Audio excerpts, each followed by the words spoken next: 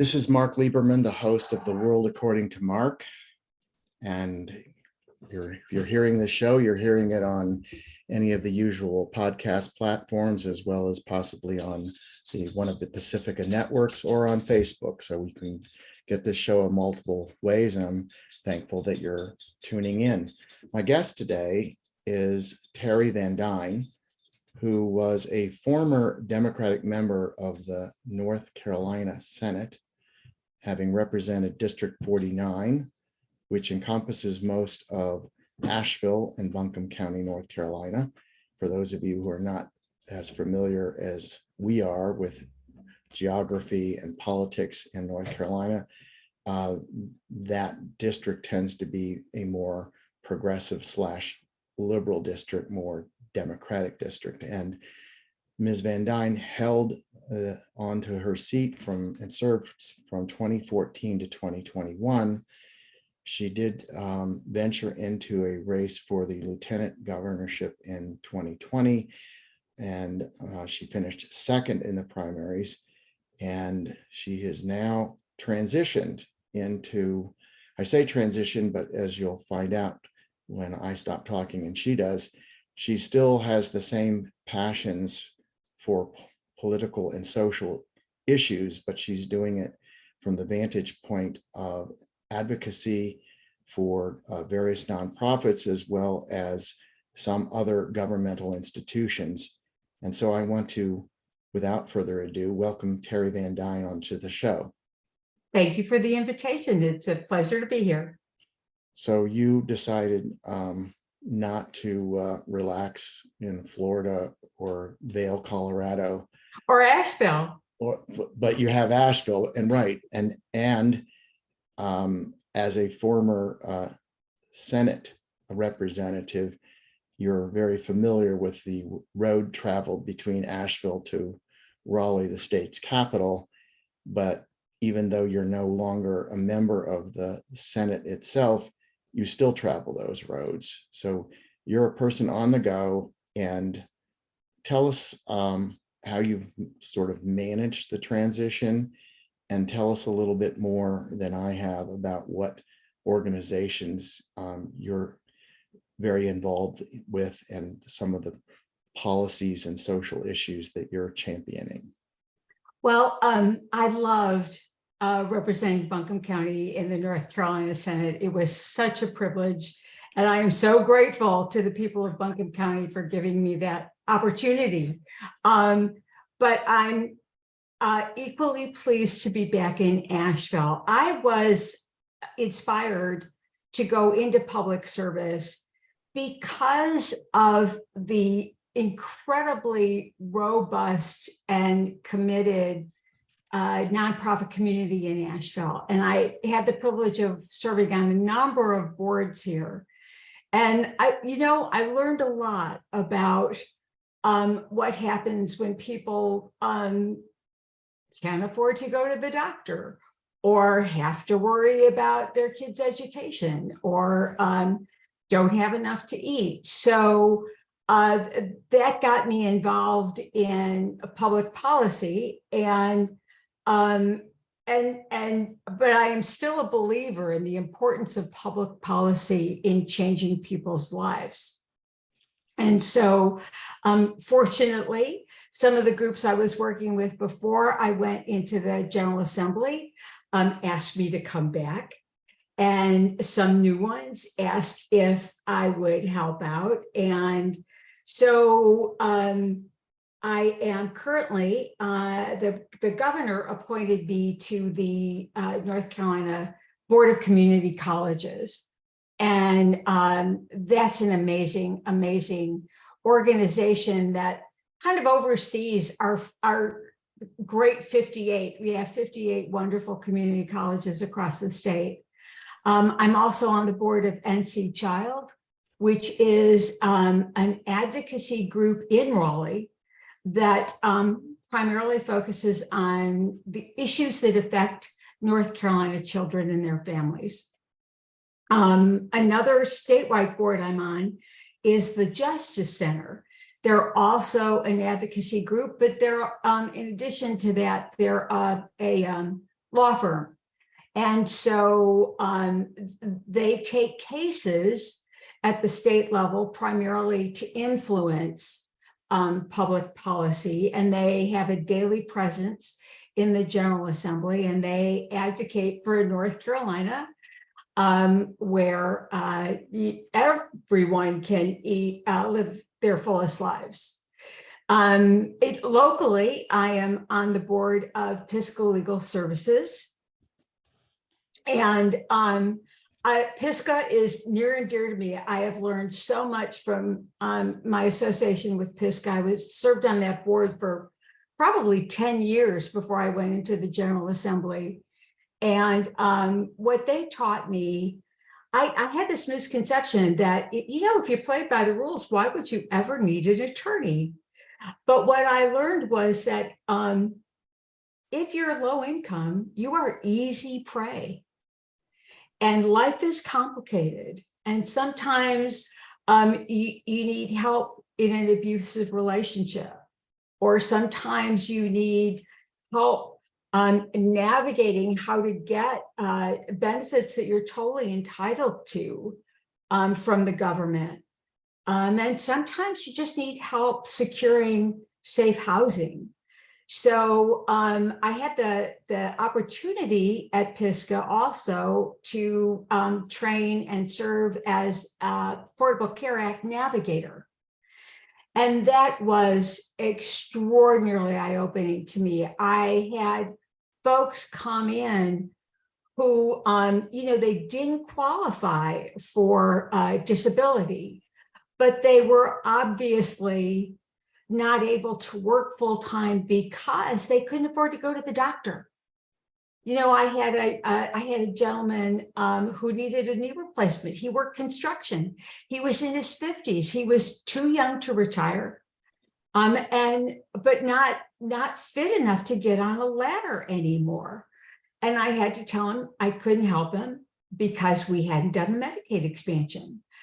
Fortunately, we did pass the Medicaid expansion law. It is waiting on the budget to be implemented. So it still doesn't quite exist in North Carolina, but we're that close. So I am a believer in government's role to rise people up and, provide those ladders of opportunity that some of us can unfortunately take for granted, but some of us don't. And so I'm still busy. I'm still a little involved in politics too. I do fundraisers. I go door to door. I went door to door for Sherry Beasley in the last election.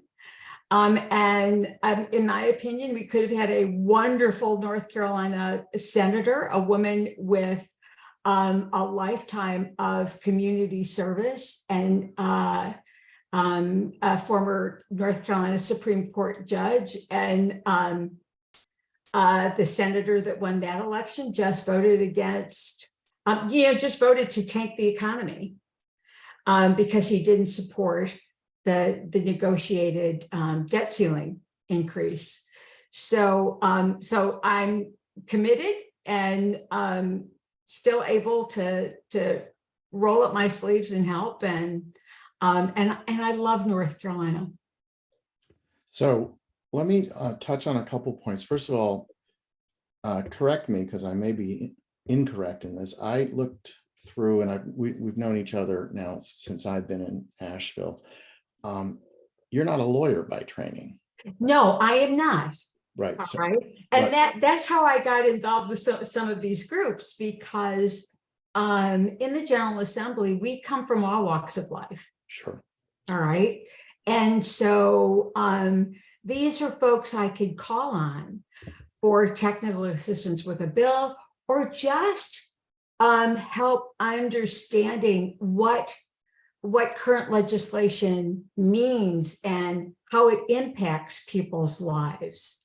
And so, we all go to Raleigh wanting to do a good job for the people that we represent. I totally believe that on both sides of the aisle.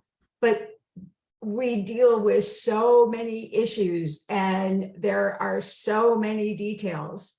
And we're just fortunate that there are organizations in North Carolina, particularly if you believe, like I do, that government has a role to play, that can explain to you what public policies work and how they impact people's lives, and help you craft legislation to do what you go there to do, but maybe not know how to do it. Well, I want to talk about how public policies that address social issues, and I don't like this phrase, but you hear it a lot on the news, that affect the lives of everyday Americans, because I'm not really sure what an everyday American is. But in any event, I want to talk about that, but I want to touch on one thing that you said that's important, particularly as it relates to Piscal Legal Services, which is a nonprofit organization, has many offices throughout North Carolina. It does provide Western North Carolina. Western North Carolina, rather. Right. It does provide representation in disputes that go into court through as a matter of a pro bono, meaning they don't charge the clients. But what you said that was some people don't realize is when people think of lawyers and the need to have a lawyer, I think the first thing that comes to people's minds is, if I am suing somebody, or I am being sued, or if I have been arrested and subject to the criminal justice system, I need a lawyer. But that's on sort of the back end of it. There are a number of things that people need lawyers for, or could benefit by having legal representation. And, again, an obvious example would be writing up a will. But even if it doesn't come to that, just understanding, as you indicated, what are your rights and benefits, responsibilities, and what's the responsibilities of government, that if you do not know how to navigate that system, and of course, who does, because it's incredibly complex, sometimes intentionally complex, you need to have a lawyer. Right. And Pisca, again, not to just single them out, they do a variety of things you wouldn't necessarily think of for a pro bono legal service, such as the navigation of, that is what they call it, the healthcare system, helping Medicare and now presumably Medicaid recipients as well access benefits that they may not be able to handle by themselves. And that's what you were tapping into. So even right. You mentioned wills. I remember one time, this was a few years ago, a client came in, elderly, and was actually dealing with end of life issues. And they weren't elderly, but they were, like I said, dealing with end of life issues, and they had a child, and they needed a will, not because they had assets to distribute, but because their biggest concern while they're terminally ill was, what's going to happen to my child? And to be able to put that in writing with the help of an attorney and know that it would hold up in court if it was challenged, gave that woman a tremendous peace of mind, so that she could die in peace. And she could not have afforded to do that otherwise. So, just something that life is complicated. But if you've never dealt with these issues, you might not know how critical they can be. So let me delve into a sort of another facet of policy, politics, law, social issues in North Carolina.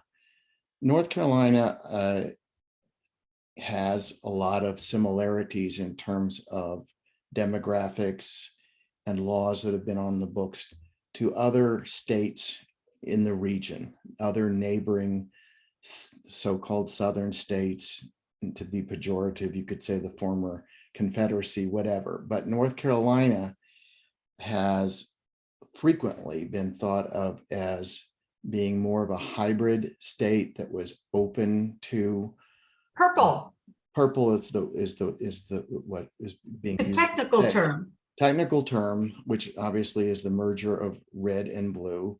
I've heard on numerous occasions that people that are in the business of looking at statistics say it's practically a 50-50 split, presumably in terms of eligible registered voters.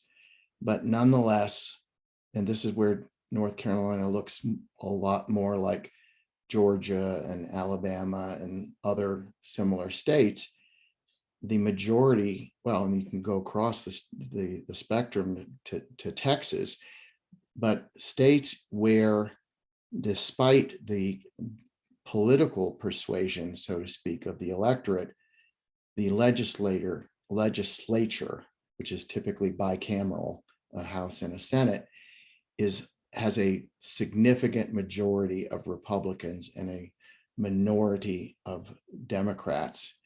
And what that tends to mean, as we are in this very significant polarization along political lines, which then dictate what the ideological lines are.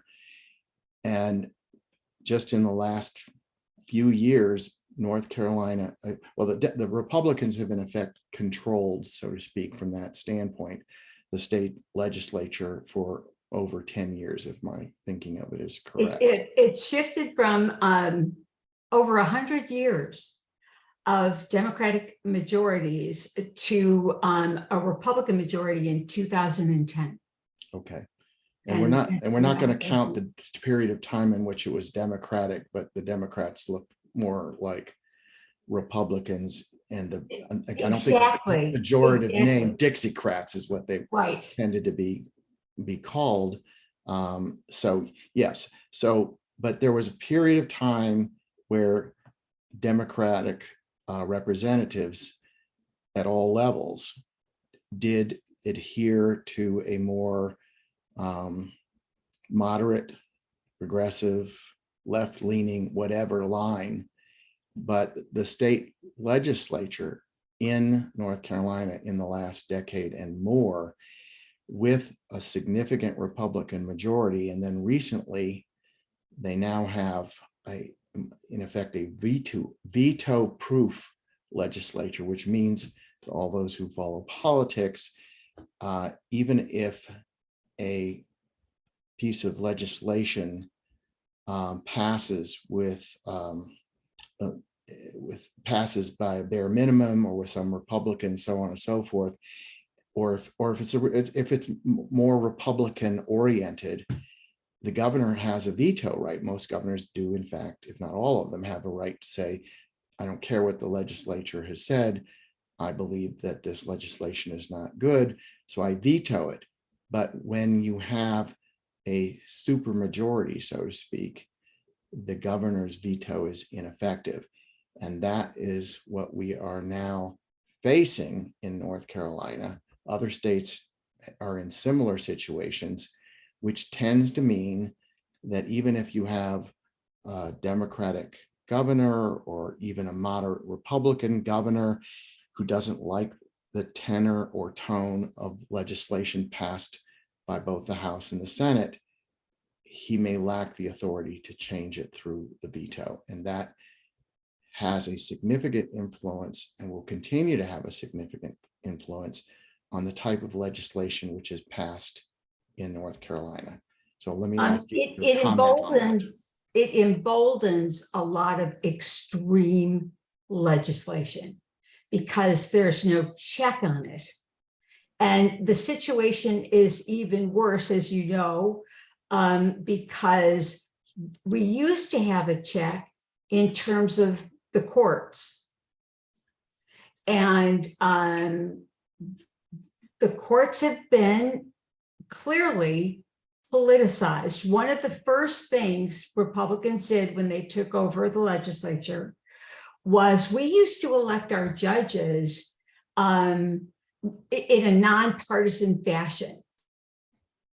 And we elected good judges. Well, one of the first things they did was they got rid of nonpartisan elections for judges. And as a result, millions of dollars started flooding into North Carolina to influence judicial elections. And now we have a Supreme Court in North Carolina that is determined to undo years of precedent. They're not even waiting for cases to come before them. They're reaching back, which is something courts typically are very loath to do. They're reaching back and said, we're going to rehear this. We don't like what was decided. So let's just do this over again.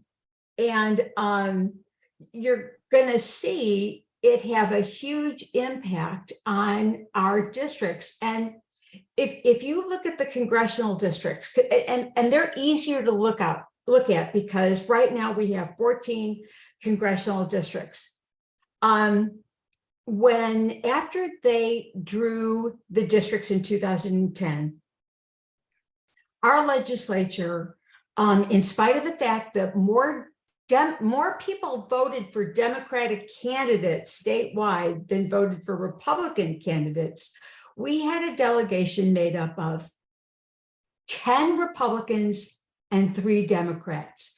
That's how effective political gerrymandering is. And we're talking, just to be clear, I'm sorry to interrupt, the representatives to the U.S. The U.S. Congress. Got it. Okay, it's a little harder to see when you look at the legislature because there's so many. There are 120 reps and 50 senators, but so it gets a little more complicated. But it's the same concept. When the court said prior to the last election, these are politically gerrymandered districts, our Constitution prohibits that. You must draw new districts, and new districts got drawn. In the last election, we picked up a seat, so now we've gone from 13 to 14 in the U.S. Congress. We elected 7 Democrats and 7 Republicans. My guess is they will redraw those districts again before the next election, and we will revert back to that 11-3, maybe 10-4 Republican versus Democrat. And that's just not representative of who we are as a state. So I appreciate your bringing the issue up because I've been a member of Common Cause for a long time, and that's one of their keynote issues because it is fundamentally undemocratic. Now, it is totally true in the interest of, full disclosure, the Democrats did it as well. Right. But what has happened is that with big data and supercomputers, we can almost pick our voters one at a time and put them in the district we need them to be for the impact that we want. So yes, Democrats were doing it, but they didn't have these tools, so it wasn't quite as effective. Now, I can look at an address, and because of the magazines that might go to that address, the car that might be registered to that address, I can model how the people who live at that address are likely to vote. And even if they're not, even if they're registered independent, I have a pretty good idea how they're going to vote, just based on this enormous amount of data that feeds the algorithms that do districting now. And so we can draw these districts with incredible precision in an incredibly undemocratic way. And that's why we need independent districting? So that's a whole nother topic, which I've talked about before, and we can get into it a little bit more, but let me point out what I consider to be sort of three factors, and there's many factors, but three primary ones.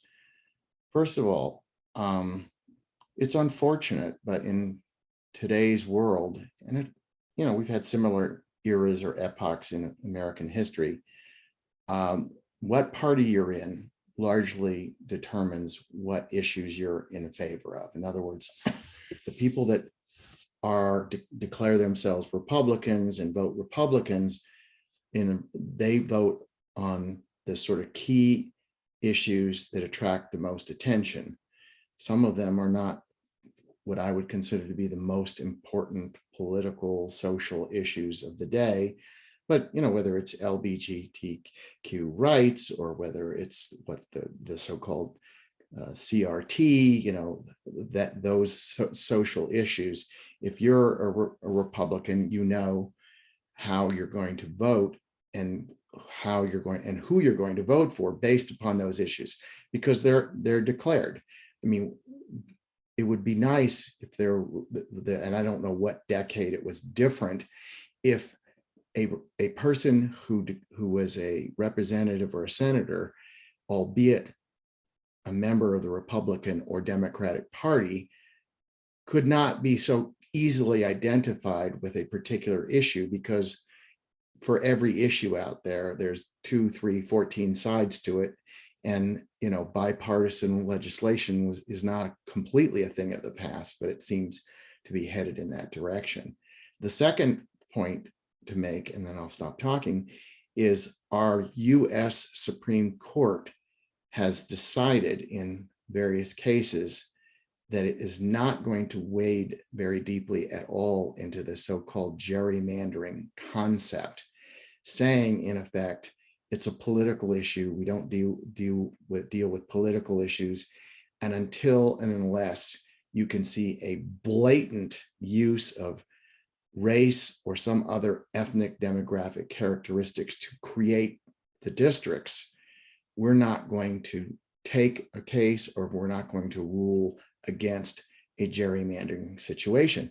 That's important for North Carolina, because at least in one iteration of the gerrymandering, probably the prior Supreme Court said, no, we have evidence that race was a component in the way these districts were put together. But now we have a subsequent case, as you alluded to, by a restructured Supreme Court, so to speak, with a Republican majority that said, no, we don't think that, we don't care, or maybe they didn't even address it. They just said, that's not the right outcome. And those two things, the Supreme Court, or three things, the Supreme Court not weighing in at the federal level, and states being able to make these determinations on gerrymandering without too much intervention, and the fact that the parties are highly polarized. And I guess maybe the third issue that I would come up with is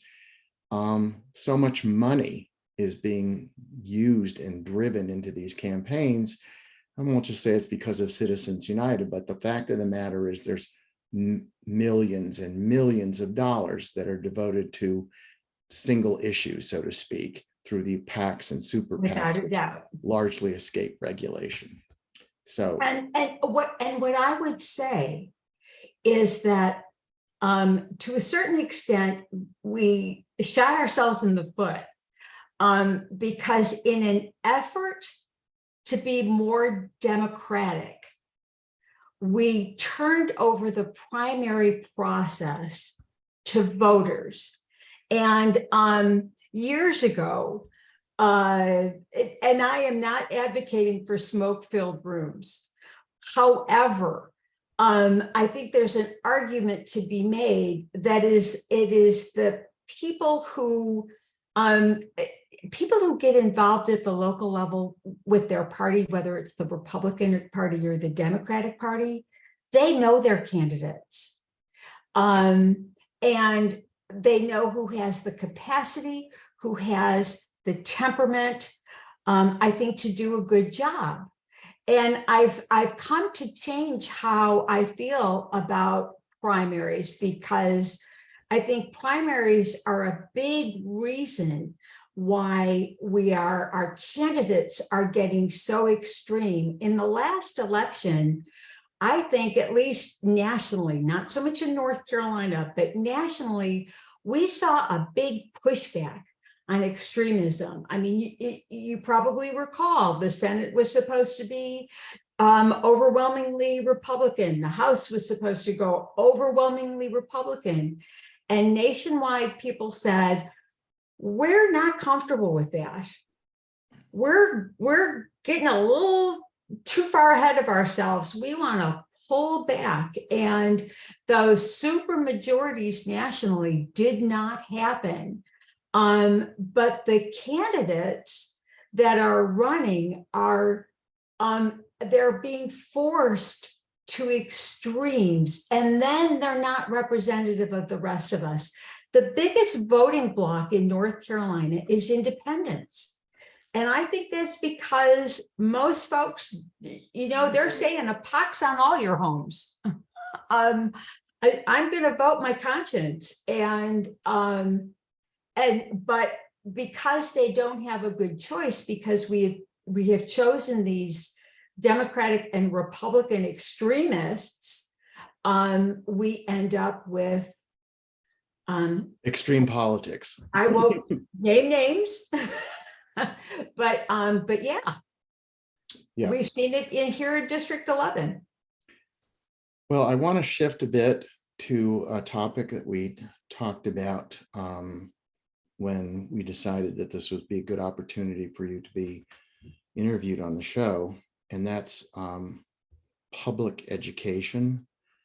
And I want to just introduce it by saying, again, in my lifetime, my experience, my recent experience, I have the impression that North Carolina used to be considered a state that highly prized public education, that was known as being interested in curriculum and programs that would provide quality education regardless of where you lived or ethnicity and so on and so forth. And they had a number of special programs, and the colleges and university system in North Carolina were considered maybe not at the world class. Some of them, and some of them still are.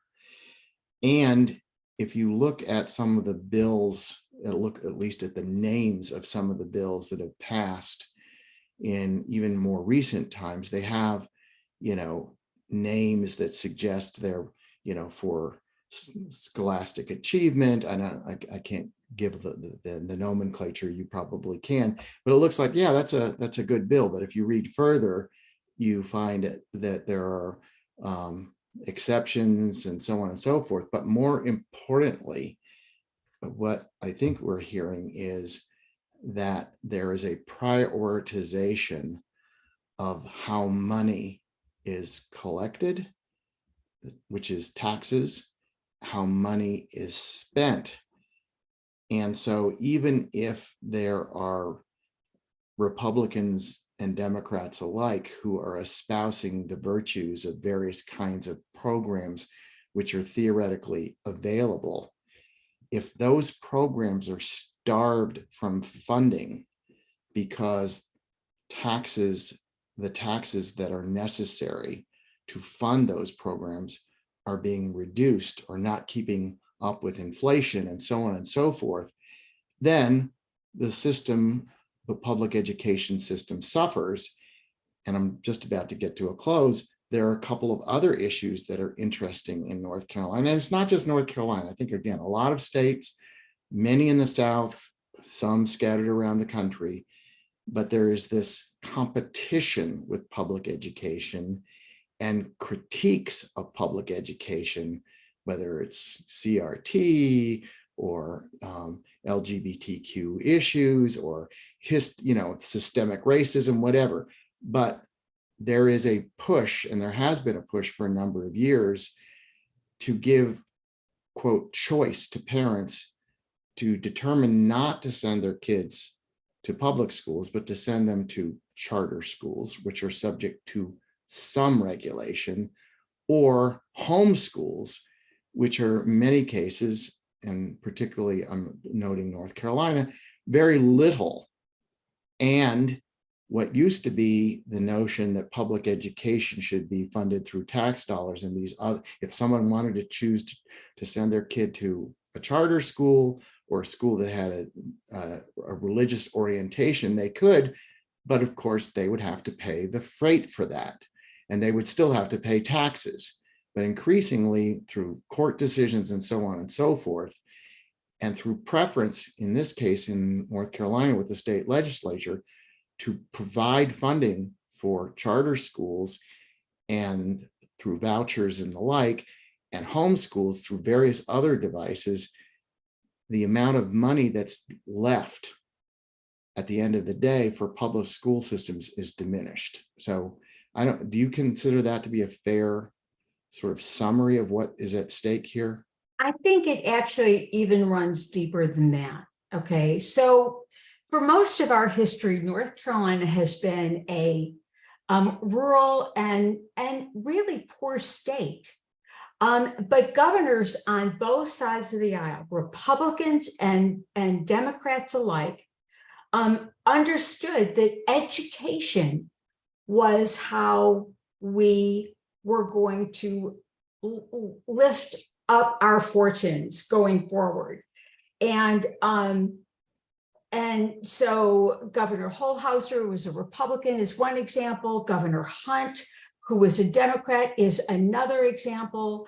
They got funding for programs like Smart Start and More and For. Those are early childhood education programs. And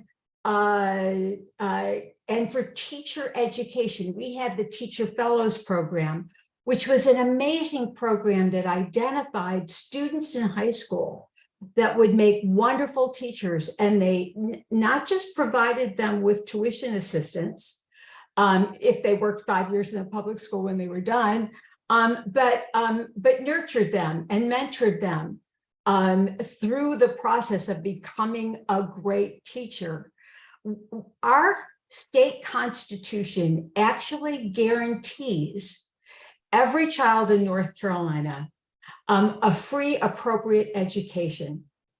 But what I saw in the General Assembly was that they prioritized tax cuts over investments in education. And every single year I was in the General Assembly, they cut taxes. Well, the first thing they did was they got rid of the graduated income tax and replaced it with a flat tax. What that means is every tax cut benefits the wealthy, people like myself, more than it does people at the bottom of our economy. And then they started eliminating they've actually passed legislation that will eliminate the corporate income tax. We're not quite there yet. We've been whittling away at it. And then the third thing they did is they've been cutting income taxes. And what they're doing is they're shifting the burden of education from the state to our local governments. And so you're seeing Asheville and Buncombe, their budgets include now larger supplements to teachers. Well, the problem with that is that 80 of our 100 counties are not doing all that well. They're low income, they have no tax base, they're actually losing population. There have been huge demographic shifts. And those folks are actually already, their property tax rates are already higher than ours because their tax base is so low. So when we fail to give teachers the raises they need just to keep up with inflation, they feel pressure to make up the difference, and some of them can't. And what happens? They leave the field. And that is exactly what we are seeing. Our poorer counties are the ones that are more likely to have classrooms without qualified teachers because they just can't hire them. You mentioned the commitment that we had towards education. North Carolina still has early childhood development programs like Smart Start and More and For that are considered some of the best in the country. However, when you look at accessibility to those programs, can a 3-year-old in a poor household that's maybe struggling with some trauma get into those programs? Not necessarily. There are waiting lists for programs, or the child care centers can't hire staff anymore because subsidies are so low. And so we're losing ground year after year, and we're not going to make it up if we don't stop cutting taxes. There was a landmark court decision called Leandro. It was about 25 years ago, and it has been adjudicated several times, and they've always said the same thing. The state legislature must allocate more funds for education. Last year, the court, or 2 years ago rather, the courts actually gave them a timeline and a number. We want the state legislature to allocate at least this much funding for education, and they didn't meet that goal, but they raised funding in the budget because of it. The legislature or the Supreme Court has changed, and this budget is a disaster for education.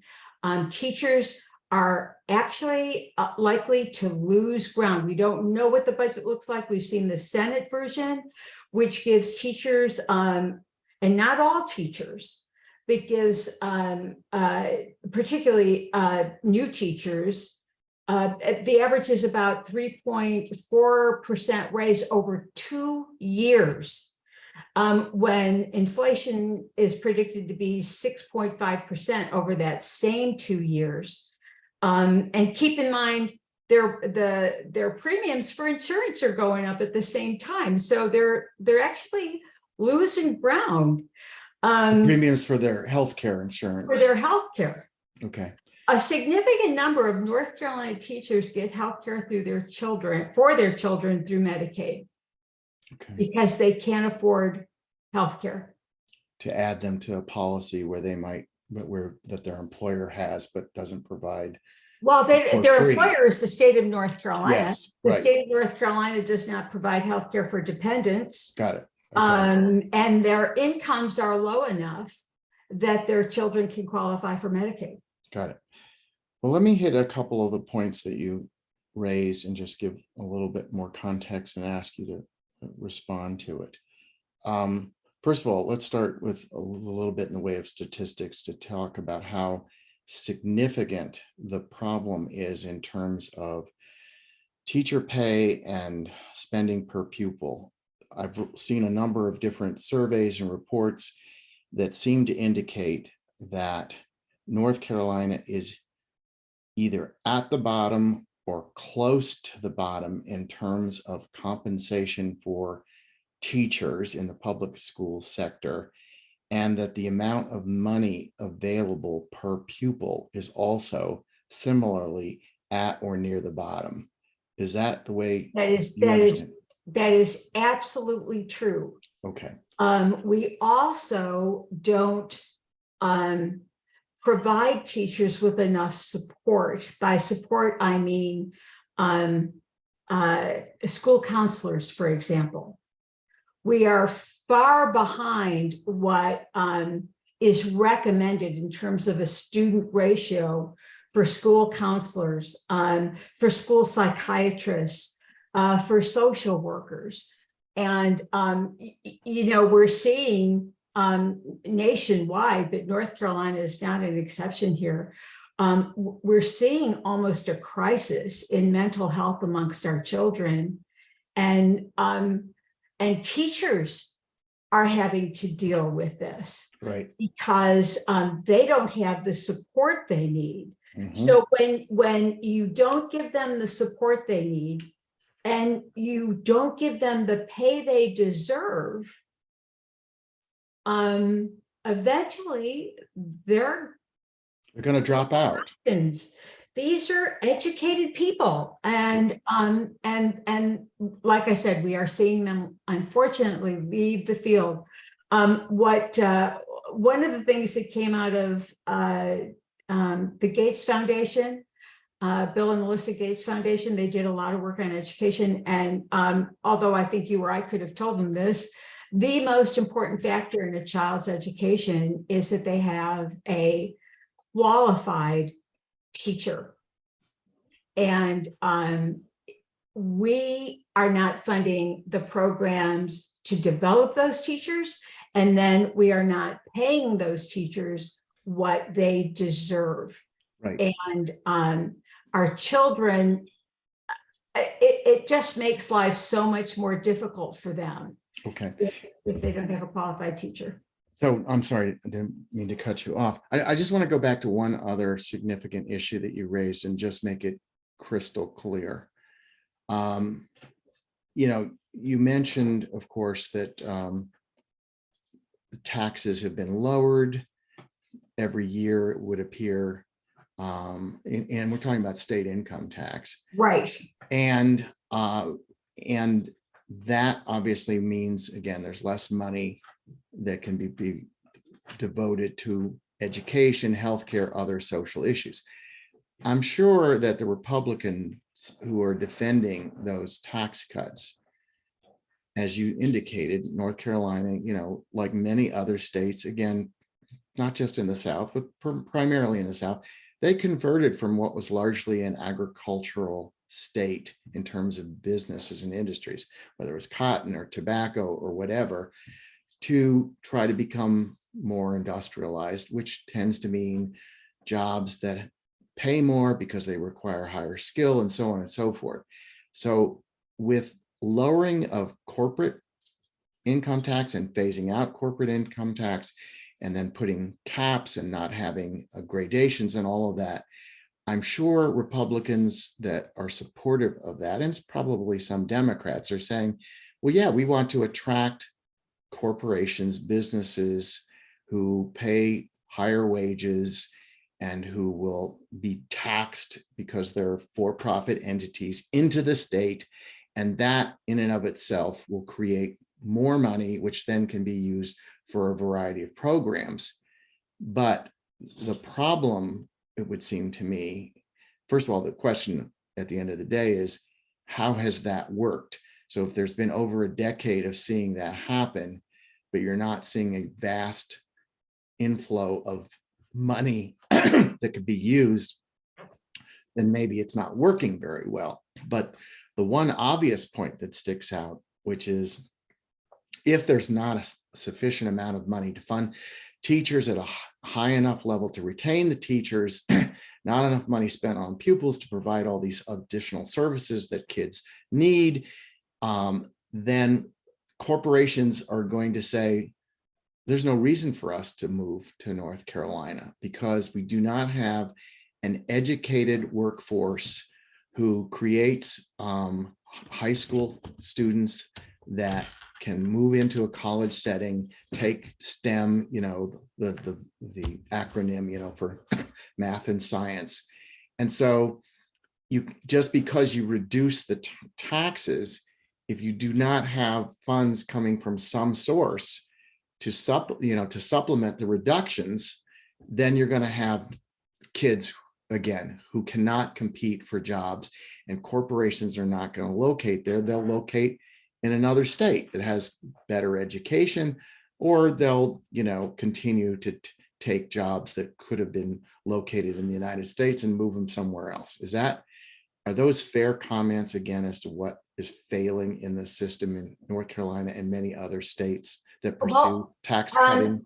what I first have to say is they do have a point. Um, North Carolina was named the #1 state for business last year. And that's a good thing. And we have attracted a significant amount of major manufacturing into the state, some of it in low wealth counties. That is absolutely a good thing. However, your point is also true. These two things can be true at the same time. When I first entered the General Assembly, a local group put together a panel for elected officials, and there were 5 representatives from 5 manufacturers in Western North Carolina. And what they wanted us to know was their ability to grow their businesses is limited by one thing. And that one thing is they cannot find an educated workforce, and the situation is desperate. So yes, a company may come in because they get a good deal from the Department of Commerce to help develop the infrastructure that they're going to need in terms of plant and equipment. And they come here and they promise to do great things. But if they can't find the workforce they need to be successful, they will leave. And it happens all the time. You can't just attract business. You have to provide them with the workforce we need. One of our great drivers of our manufacturing workforce is our community colleges. They are having a terrible time keeping instructors because they can't pay them a decent wage. And if you don't have instructors, it's just like it's true for K through 12. It's true for community college and our universities. If you can't attract the best teachers, you can't produce the best students. And it's a very short-sighted strategy to think tax cuts will solve everything, because inevitably they don't. So obviously what's required is a more, shall I say, nuanced approach to taxes, tax collections, and funding through the budgetary process. The North Carolina governor recently declared that there's a national emergency as it pertains to education. A statewide emergency. Statewide emergency. Yes. on a number of fronts. But I want to just point out one thing before I let you comment on that, because I know that you resonate with what much of what the governor was saying. If there is a primarily K through 12, I'm talking about a shortage of funds to the poorest communities in North Carolina, in the poorest counties, which means then that those counties have to try to figure out, with reduced state funding, how they can use their county funding with smaller tax bases and the like.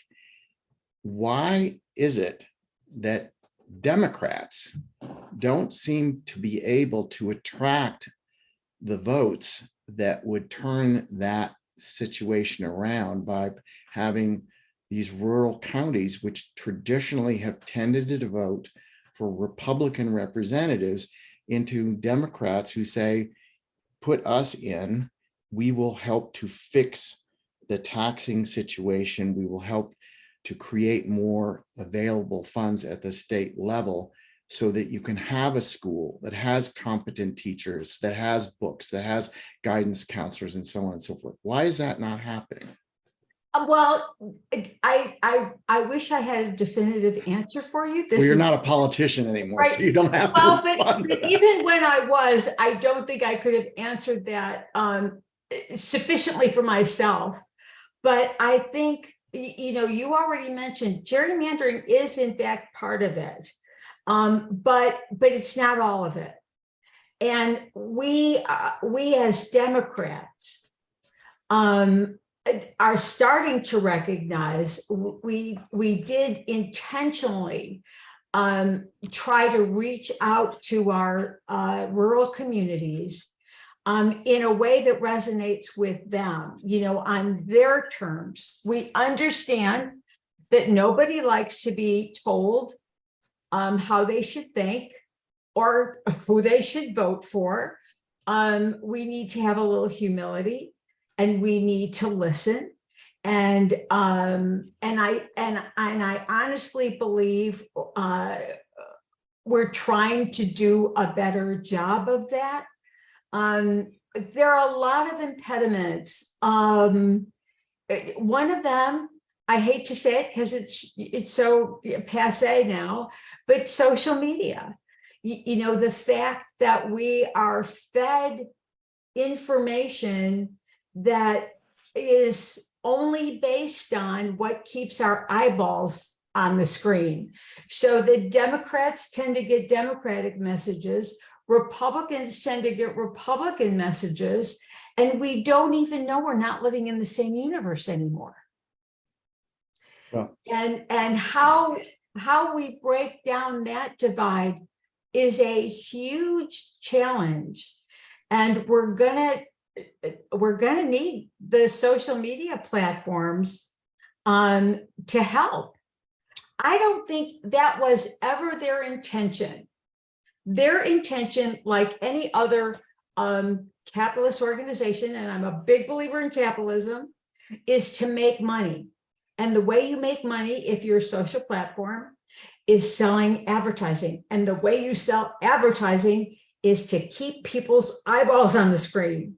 So if I sent you a left-leaning ad or left-leaning message, because they don't look like ads, if I sent you a left-leaning message and you click through, well, now I know what to send you more of.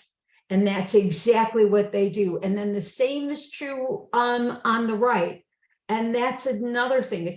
It's not just how we do our elections. It's also the fact that we are self-segregating and we don't even know it, because we don't even know that the guy across the street is not seeing the same Facebook feeds that I'm seeing. all right, we just have a minute left. My sense is that you're bringing up all the right issues. My personal belief is people should stop worrying about social media and just start doing more organizing within the districts. And I know you, Yay! right, let's just go out and shake the hands and force the Republicans to be on the same stage. And those are my thoughts, but you have the last word. So let me let you wrap it up. I totally agree. I had the opportunity once to sit at a panel. Actually, it was just a convening. Leadership Asheville sent out an invitation. Come one Saturday afternoon and listen to a discussion, have a discussion on the federal budget. And just, it was an interesting group that came together in Asheville, because like half of us were loaded for Bear Democrats and half of us were loaded for Bear Republicans. But it was a very structured afternoon. And the first thing they did is they talked about what's actually in the federal budget and what it would take to balance the budget. And then what they did was they said, okay, here's a laundry list of things you could tax and things you could cut. So how did that go before I have to cut you off? Well, what happened was we both moved towards the center. Aha. Okay. I didn't want to raise taxes through the roof, and they didn't want to cut Medicare and Social Security. I mean, we're not as far apart as we think because we're being told we are. And that's where social media comes in. Lovely close. People need to talk to people in civil tones and reach the middle. Thank Yes. you to my guest, Terry Van Duyn, eloquent, knowledgeable, helpful, a model citizen. Let's all exercise our rights to vote for the right candidates. Thank you, Terry, for being on the show today. It's been a pleasure. Thank you.